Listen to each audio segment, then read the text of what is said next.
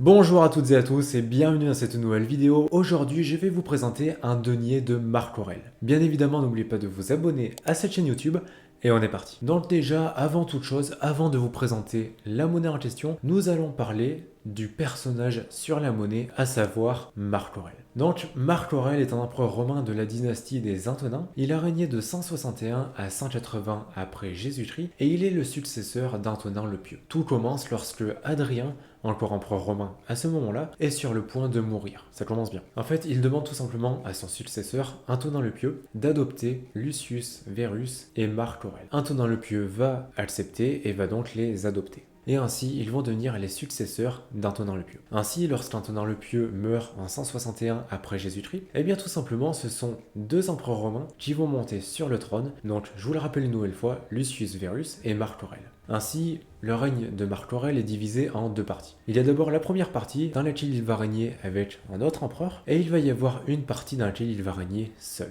En effet, Marc Aurèle commence son règne en tant que co-empereur, il est co-empereur avec Lucius Verus, et par la suite, en 169 après Jésus-Christ, donc après 8 ans environ, eh bien Lucius Verus va mourir, et donc Marc Aurèle se retrouve seul comme empereur, et seul à diriger l'Empire romain. Contrairement au règne d'Antonin le Pieux, le règne de Marc Aurèle a été assez mouvementé. Déjà, tout commence par la guerre parthique qui s'est déroulée de 161 à 166 après Jésus-Christ. Cette guerre opposait les Romains aux Parthes, et ici, c'est surtout Lucius Verus qui s'en est chargé. En fait, Lucius Verus, c'était plus l'empereur, on va dire, militaire, et tout simplement, il était plus taillé pour aller combattre, pour diriger les hommes, etc. Tandis que Marc Aurèle était plus fait pour la politique, voilà, pour la philosophie, j'y reviendrai après. Il était plus taillé pour ça, et c'était plus son domaine, ce qui fait que Lucius Verus est parti en guerre pendant quelques années, et ainsi Marc Aurèle est resté à Rome afin de diriger l'Empire. Peu de temps après la fin de la guerre, à peine quelques années après, Lucius Verus va mourir, donc en 169 après Jésus-Christ, et Marc Aurèle devient alors seul empereur romain. Suite à cela, une nouvelle guerre va commencer, la guerre face aux Germains, et tout simplement les peuples germaniques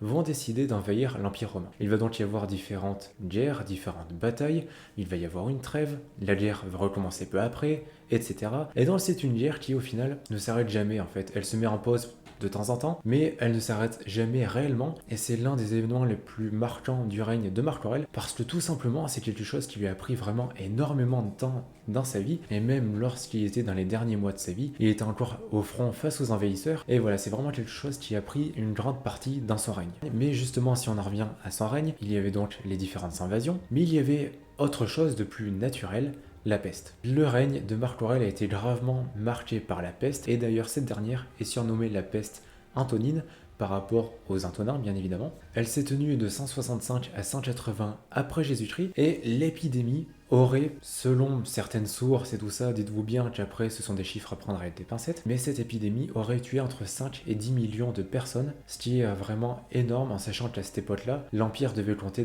probablement dans les 90-95 millions de personnes. Donc je vous laisse imaginer le ratio entre le nombre d'habitants et le nombre de morts. Dans le pire des cas, il y avait près d'une personne sur 10 qui mourait de la peste, sans compter les guerres, sans compter les autres maladies, sans compter la famine, etc. Donc c'est quand même assez compliqué de vivre à ce moment-là, et c'est d'ailleurs, selon certains historiens, l'un des facteurs qui a fait que l'Empire romain a commencé son déclin, parce que oui, le règne de Marc Aurèle a déjà marqué la fin de la Pax Romana, donc tout simplement tout ce qui était, voilà, c'était la paix romaine en fait, le moment où l'Empire romain était en paix, et c'était également aussi l'apogée de l'Empire, c'est un petit peu l'âge d'or en fait, tout simplement. Et d'ailleurs, si on en revient à la peste, Marc Aurèle serait décédé de la peste parce qu'il est mort le 17 mars 180, et en fait, il est mort d'une manière rapide, donc c'est pour ça que l'on pense régulièrement à la peste, parce que c'était quelque chose d'assez foudroyant. Là, Marc Aurèle est mort en une semaine environ, on ne sait pas exactement de quoi il est mort, probablement de maladie, même si certains pensent qu'il aurait été empoisonné, voilà, ce qui est tout à fait possible également, mais malheureusement on ne connaît pas exactement les causes de sa mort, mais on pense que ce serait plus dû à la maladie plutôt qu'à un assassinat. Et donc c'est ainsi que se termine la vie et le règne de Marc Aurèle. Maintenant, dernier point par rapport à cet empereur,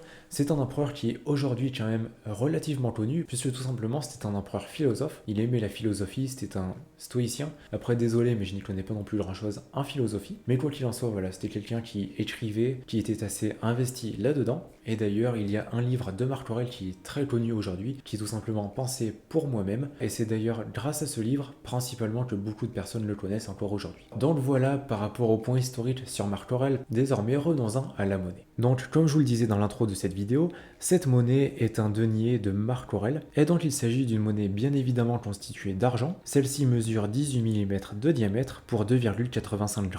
Sur son avers, on peut voir le buste lauré de Marc Aurèle. Les légendes sont M. Antoninus Hoc TRP 24, soit en latin Marcus Antoninus Augustus Tribunicia Potestate Quartum Vicessimum, et donc en français Marc Antonin Auguste, revêtu de la 24e puissance tribunicienne. Sur le revers, on peut voir Salus debout, tenant un serpent de la main droite et le nourrissant de la gauche. Les légendes sont Cos 3, soit en latin Consul Tertium, et en français Consul pour la troisième fois. Enfin, pour acquérir une monnaie similaire, il faudra compter 60 euros.